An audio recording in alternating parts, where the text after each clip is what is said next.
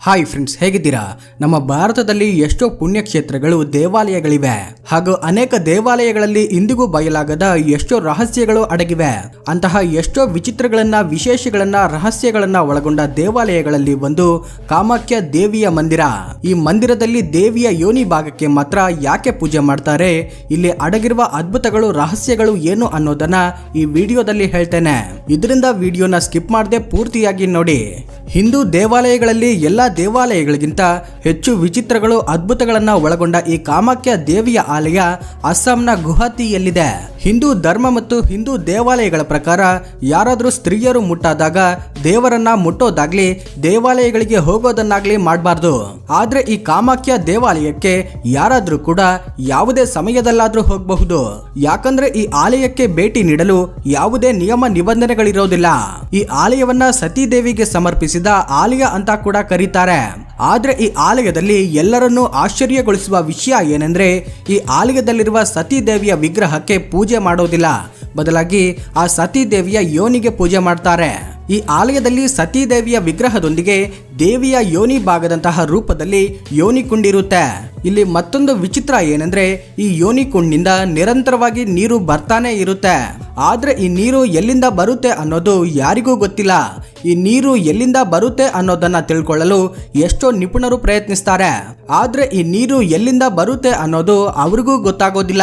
ಆದ್ರೆ ಈ ಕಾಮಾಖ್ಯ ದೇವಿಯ ಆಲಯದಲ್ಲಿ ಯೋನಿ ಪೂಜೆ ಯಾಕೆ ಮಾಡ್ತಾರೆ, ಈ ಆಲಯವನ್ನ ಅಘೋರಿಗಳ, ಮಂತ್ರವಾದಿಗಳ ತವರು ಅಂತ ಯಾಕೆ ಕರೀತಾರೆ, ಹಾಗೂ ಈ ಕಾಮಾಖ್ಯ ದೇವಿಯ ಚರಿತ್ರೆ ಏನು ಅನ್ನೋದನ್ನ ಈಗ ತಿಳ್ಕೊಳ್ಳೋಣ. ಕಾಮಾಖ್ಯ ದೇವಿಯ ಆಲಯ ಅಸ್ಸಾಂನ ಗುವಾಹಟಿಯಿಂದ 12 ಕಿಲೋಮೀಟರ್ನಷ್ಟು ದೂರದಲ್ಲಿರುವ ಪರ್ವತಗಳಲ್ಲಿ, ಜಲಪ್ರವಾಹಗಳ ಮಧ್ಯದಲ್ಲಿದೆ. ನಮ್ಮ ಭಾರತದಲ್ಲಿ 21 ಶಕ್ತಿಪೀಠಗಳಿವೆ. ಆದ್ರೆ ಈ 21 ಶಕ್ತಿಪೀಠಗಳಲ್ಲಿ ಈ ಕಾಮಾಖ್ಯ ದೇವಿಯ ಶಕ್ತಿಪೀಠ ತುಂಬಾ ಪ್ರಸಿದ್ಧವಾಗಿದೆ. ಇದಕ್ಕೆ ಕಾರಣ ಈ ಆಲಯದಲ್ಲಿರುವ ಕಾಮಾಖ್ಯ ದೇವಿಯ ಯೋನಿಕೊಂಡ್. ಈ ಕಾಮಾಖ್ಯ ಆಲಯದ ಚರಿತ್ರೆ ಏನಂದ್ರೆ, ಹಿಂದೂ ಪುರಾಣಗಳ ಪ್ರಕಾರ ದಕ್ಷಿಣ ಪ್ರಜಾಪತಿ ಎಂಬ ಒಬ್ಬ ರಾಜನಿರ್ತಾನೆ. ಈತನಿಗೆ ಸತೀದೇವಿ ಎಂಬ ಮಗಳಿರ್ತಾಳೆ. ಈ ಸತೀದೇವಿಗೆ ಶಿವನೆಂದ್ರೆ ಅಪಾರವಾದ ಭಕ್ತಿ, ಪ್ರೀತಿ ಇರುತ್ತೆ. ಇದರಿಂದ ಸತೀದೇವಿ ಶಿವನನ್ನ ಮದುವೆ ಮಾಡಿಕೊಳ್ತೇನೆ ಅಂತ ದಕ್ಷಿಣ ಪ್ರಜಾಪತಿಗೆ ಅಂದ್ರೆ ತನ್ನ ತಂದೆಗೆ ಹೇಳ್ತಾಳೆ. ಆದ್ರೆ ಪ್ರಜಾಪತಿ ಈ ವಿವಾಹವನ್ನ ಒಪ್ಪಿಕೊಳ್ಳೋದಿಲ್ಲ. ಆದ್ರೆ ತಂದೆ ಒಪ್ಪಿಕೊಳ್ಳದೆ ಇದ್ರೂ ಕೂಡ ಶಿವನ ಮೇಲಿದ್ದ ಪ್ರೀತಿಯಿಂದ ಶಿವನನ್ನ ಮದುವೆ ಮಾಡಿಕೊಳ್ತಾಳೆ. ಇದರಿಂದ ಪ್ರಜಾಪತಿ ಸತೀದೇವಿಗೆ ಅವಮಾನ ಮಾಡಿ ಮನೆಯಿಂದ ಹೊರತಳ್ಳಿ ಬಿಡ್ತಾನೆ. ಹೀಗೆ ಮನೆಯಿಂದ ಹೊರತಳ್ಳಿದ ಮೇಲೆ ಕೆಲ ದಿನಗಳ ನಂತರ ಒಂದು ಮಹಾ ಯಜ್ಞವನ್ನ ಮಾಡಿ ಎಷ್ಟೋ ದೇವಾನು ದೇವತೆಗಳನ್ನ ಕರೀತಾನೆ. ಆದ್ರೆ ಈ ದಕ್ಷಿಣ ಪ್ರಜಾಪತಿಯ ಮಗಳಾದ ಸತೀದೇವಿಯನ್ನ ಮತ್ತು ಅಳಿಯನಾದ ಶಿವನನ್ನ ಕರೆಯೋದಿಲ್ಲ. ಆದ್ರೆ ಕರೆಯದೆ ಇದ್ರೂ ಕೂಡ ಸತೀದೇವಿ ಶಿವನನ್ನ ಕೇಳದೇನೆ, ಅನುಮತಿ ಇಲ್ಲದೇನೆ ದಕ್ಷಿಣ ಪ್ರಜಾಪತಿ ಏರ್ಪಡಿಸಿದ್ದ ಯಜ್ಞಕ್ಕೆ ಹೋಗ್ತಾಳೆ. ಹೀಗೆ ಕರೆಯದೇನೆ ಬಂದಿದ್ದಾಳೆ ಅನ್ನೋ ಕೋಪದಿಂದ ಮತ್ತು ದಕ್ಷಿಣ ಪ್ರಜಾಪತಿಗೆ ಇಷ್ಟವಿಲ್ಲದ ಮದುವೆಯನ್ನ ಮಾಡಿಕೊಂಡಿದ್ದಾಳೆ ಅನ್ನೋ ಕೋಪದಿಂದ ಸತೀದೇವಿಯನ್ನ ತುಂಬಾ ಹೀನಾಯವಾಗಿ ಅವಮಾನಿಸ್ತಾನೆ ಪ್ರಜಾಪತಿ. ಇದರಿಂದ ಸತೀದೇವಿ ದುಃಖದಿಂದ ಪಕ್ಕದಲ್ಲೇ ಇದ್ದ ಅಗ್ನಿಕುಂಡಕ್ಕೆ ಧುಮುಕಿ ತನ್ನನ್ನು ತಾನು ದಹನ ಮಾಡಿಕೊಳ್ತಾಳೆ. ಈ ವಿಷಯ ಗೊತ್ತಾದ ಮೇಲೆ ಪರಮಶಿವನು ದುಃಖವನ್ನ ತಾಳಲಾರದೆ ತುಂಬಾ ರೋಷದಲ್ಲಿ ಉಗ್ರ ರೂಪವನ್ನ ತಾಳಿ ತನ್ನ ಸತೀದೇವಿ ತನ್ನನ್ನ ಬಿಟ್ಟು ಹೋಗೋದಿಲ್ಲ ಅಂತ ಜೋರಾಗಿ ಸತಿ ಸತಿ ಅಂತ ಕಿರುಚುತ್ತಾ ತನ್ನ ಮಡದಿಯಾದ ಸತೀ ದೇವಿಯನ್ನ ಭುಜದ ಮೇಲೆ ಎತ್ಕೊಂಡು ಸಕಲ ಲೋಕಗಳು ನಾಶವಾಗುವಷ್ಟು ತೀವ್ರವಾಗಿ ವಿಲಯ ತಾಂಡವವನ್ನ ಮಾಡಲು ಪ್ರಾರಂಭಿಸ್ತಾನೆ. ಶಿವನು ಹೀಗೇನೆ ಮಾಡ್ತಾ ಇದ್ರೆ ಲೋಕಗಳು ನಾಶವಾಗಿ ಬಿಡ್ತವೆ ಅಂತ ಗಮನಿಸಿ ಎಲ್ಲಾ ದೇವರ ಕೋರಿಕೆಯ ಮೇರೆಗೆ ವಿಷ್ಣುಮೂರ್ತಿ ತನ್ನ ಸುದರ್ಶನ ಚಕ್ರವನ್ನ ಉಪಯೋಗಿಸಿ ಸತೀದೇವಿಯ ಶರೀರವನ್ನ 21 ತುಂಡುಗಳಾಗಿ ಮಾಡ್ತಾನೆ. ಹೀಗೆ ತುಂಡಾದ ಭಾಗಗಳೆಲ್ಲವೂ ಕೂಡ ತುಂಬಾ ಪ್ರದೇಶಗಳಲ್ಲಿ ಬಿದ್ದು ಬಿಡ್ತವೆ. ಅವುಗಳನ್ನೇ ನಾವು 21 ಶಕ್ತಿ ಪೀಠಗಳು ಅಂತ ಕರೀತೇವೆ. ಈ 21 ಭಾಗಗಳು 21 ಪ್ರದೇಶಗಳಲ್ಲಿ ಬಿದ್ದಿವೆ ಅಂತ ನಮ್ಮ ಪುರಾಣಗಳಲ್ಲಿ ಉಲ್ಲೇಖಿಸಲಾಗಿದೆ. ಆದ್ರೆ ಈ ಶಕ್ತಿ ಪೀಠಗಳು ಕೇವಲ ನಮ್ಮ ಭಾರತ ದೇಶದಲ್ಲೊಂದೇ ಅಲ್ಲದೆ ಶ್ರೀಲಂಕಾ, ಚೀನಾ, ನೇಪಾಳ, ಪಾಕಿಸ್ತಾನದಂತಹ ದೇಶಗಳಲ್ಲೂ ಕೂಡ ಇವೆ.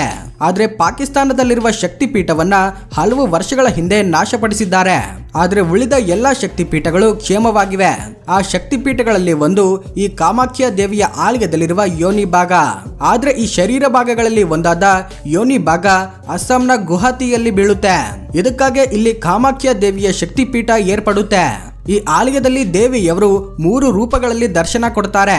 ಅಧರ್ಮವಾಗಿ ಲೋಕವನ್ನ ನಾಶಪಡಿಸುವವರನ್ನ, ಅಮಾಯಕ ಜನರನ್ನ ಮೋಸ ಮಾಡುವವರನ್ನ ನಾಶ ಮಾಡಲು ತ್ರಿಪುರ ದೇವಿ ರೂಪದಲ್ಲಿ ದರ್ಶನ ಕೊಡ್ತಾರೆ. ಈ ರೂಪದಲ್ಲಿ ದೇವಿಯವರ ರೂಪ ತುಂಬಾ ಭಯಂಕರವಾಗಿರುತ್ತೆ. ಈ ರೂಪವನ್ನ ಶಿವನಿಗೂ ಕೂಡ ನೋಡಲು ಆಗೋದಿಲ್ಲವಂತೆ. ಹಾಗೂ ಎರಡನೇದಾಗಿ ದುರ್ಗಾದೇವಿಯ ರೂಪದಲ್ಲಿ ದರ್ಶನ ಕೊಡ್ತಾರೆ ಮತ್ತು ಶಿವನ ಮೇಲೆ ಪ್ರೀತಿಯಿಂದಿದ್ದಾಗ ತ್ರಿಪುರ ಸುಂದರ ದೇವಿಯಾಗಿ ದರ್ಶನ ನೀಡ್ತಾರೆ. ಈ ರೀತಿಯಾಗಿ ಕಾಮಾಖ್ಯ ದೇವಿಯವರು ವಿವಿಧ ರೂಪಗಳಲ್ಲಿ ದರ್ಶನ ನೀಡ್ತಾ ಜನರಿಗೆ ಅವರ ಕೋರಿಕೆಗಳನ್ನ ತೀರಿಸುವ ಕಲ್ಪವಲ್ಲಿಯಾಗಿ ಕಾಣಿಸ್ತಾರೆ. ಆದ್ರೆ ಇಲ್ಲಿ ಮತ್ತೊಂದು ಅತಿ ದೊಡ್ಡ ವಿಚಿತ್ರ ಕೂಡ ನಡೆಯುತ್ತೆ. ಇಂತಹ ವಿಚಿತ್ರ ಭೂಲೋಕದಲ್ಲಿ ಎಲ್ಲೂ ನಡೆಯೋದಿಲ್ಲ. ಅದೇನೆಂದ್ರೆ ಈ ಆಲಯದಲ್ಲಿ ಎಲ್ಲ ಸ್ತ್ರೀಯರಿಗೆ ಆಗುವಂತೆ ತಿಂಗಳಲ್ಲಿ 3 ದಿನಗಳ ಕಾಲ ಈ ಯೋನಿ ಕುಂಡ್ಗೆ ಋತು ಅವಧಿಯಾಗುತ್ತೆ. ಇಲ್ಲಿ ಮತ್ತೊಂದು ಆಶ್ಚರ್ಯಗೊಳಿಸುವ ವಿಷಯ ಏನೆಂದ್ರೆ ಎಲ್ಲಾ ದಿನಗಳಲ್ಲಿ ಸಾಮಾನ್ಯವಾಗಿ ನೀರು ಬರುವ ಆ ಯೋನಿ ಕುಂಡ್ನಿಂದ ಋತು ಅವಧಿಯ ಆ 3 ದಿನಗಳಲ್ಲಿ ಮಾತ್ರ ಕೆಂಪಾದ ದ್ರವ ಹರಿಯುತ್ತಂತೆ. ಹೀಗೆ ಕೆಂಪಾದ ದ್ರವ ಹರಿಯುವ 3 ದಿನಗಳು ಈ ಆಲಯದ ದ್ವಾರವನ್ನ ಮುಚ್ಚಿಬಿಡುತ್ತಾರೆ. ಹೀಗೆ ದ್ವಾರಗಳನ್ನ ಮುಚ್ಚಿದಾಗ ಭಕ್ತರು ಬಿಳಿಯಾದ ವಸ್ತ್ರಗಳನ್ನ ಸಮರ್ಪಿಸ್ತಾರೆ. ಆದ್ರೆ ಈ ಕೆಂಪಾದ ದ್ರವ ಎಲ್ಲಿಂದ ಬರುತ್ತೆ ಅನ್ನೋದು ಯಾರಿಗೂ ಗೊತ್ತಿಲ್ಲ. ಹಾಗೇನೆ ಈ ಗುಡಿಯನ್ನ ಮುಚ್ಚಿದ ಈ 3 ದಿನಗಳಲ್ಲಿ ಅಗೋರಿಗಳು ಎಷ್ಟೋ ಬಾಬಾರು ನೃತ್ಯ ಮಾಡ್ತಾ ತಾಳ ಮೇಳಗಳಿಂದ ಸಂಭ್ರಮಿಸ್ತಾರಂತೆ. ಆ 3 ದಿನಗಳು ಪೂರ್ತಿಯಾದ ಮೇಲೆ ಗುಡಿಯನ್ನ ತೆಗೆಯುವ 4ನೇ ದಿನದಂದು ತುಂಬಾ ಅದ್ದೂರಿಯಾಗಿ ಜನರು ಸಂಭ್ರಮಿಸ್ತಾರೆ. ಆದ್ರೆ ಹೀಗೆ ದೇವಸ್ಥಾನವನ್ನ ತೆರೆದ ಮೇಲೆ ಆ ಯೋನಿ ಕುಂಡ್ ಮೇಲೆ ಇಟ್ಟ ಬಿಳಿ ವಸ್ತ್ರವನ್ನ ಭಕ್ತರಿಗೆ ಪ್ರಸಾದವಾಗಿ ಕೊಡ್ತಾರೆ. ಅದನ್ನ ತೆಗೆದುಕೊಳ್ಳುವ ಭಕ್ತರು ಆ ವಸ್ತ್ರಗಳು ತಮ್ಮ ಹತ್ರ ಇದ್ರೆ ತುಂಬಾ ಒಳ್ಳೇದು ಅಂತ, ಯಾವುದೇ ದೋಷಗಳಿದ್ರೂ ಹೋಗ್ತವೆ ಅಂತ ನಂಬ್ತಾರೆ. ಇಷ್ಟೇ ಅಲ್ಲದೆ ಈ ಆಲಯಕ್ಕೆ ಬಂದ್ರೆ ಮನಸ್ಸಿಗೆ ಶಾಂತಿ ಸಿಗುತ್ತೆ ಅಂತ ಅನೇಕರು ನಂಬುತ್ತಾರೆ. ಈ ಆಲಯದಲ್ಲಿ ಸತೀದೇವಿಯ ಶಕ್ತಿಪೀಠ ಇರೋದ್ರಿಂದ ಕಾಮಾಖ್ಯ ದೇವಾಲಯಕ್ಕೆ ರಕ್ಷಣೆಯಾಗಿ ಶಿವನು ಲಿಂಗದ ರೂಪದಲ್ಲಿ ದರ್ಶನ ಕೊಡ್ತಾನೆ. ಈ ರೀತಿಯಾಗಿ ಈ ಕಾಮಾಖ್ಯ ಆಲಯ ಎಷ್ಟೋ ವಿಚಿತ್ರಗಳನ್ನ, ರಹಸ್ಯಗಳನ್ನ ಒಳಗೊಂಡಿದೆ. ಈ ವಿಡಿಯೋ ನಿಮಗೆ ಇಷ್ಟವಾಗಿದ್ರೆ ಲೈಕ್ ಮಾಡಿ, ಶೇರ್ ಮಾಡಿ. ಈ ದೇವಾಲಯದ ಬಗ್ಗೆ ನಿಮ್ಮ ಅಭಿಪ್ರಾಯವನ್ನ ಕಮೆಂಟ್ ಮೂಲಕ ತಿಳಿಸಿ. ಇದೇ ರೀತಿ ಮುಂದಿನ ವಿಡಿಯೋನ ತಪ್ಪದೆ ನೋಡಲು ನಮ್ಮ ಚಾನೆಲ್ನ ಸಬ್ಸ್ಕ್ರೈಬ್ ಮಾಡ್ಕೊಳ್ಳಿ. Thank you for watching.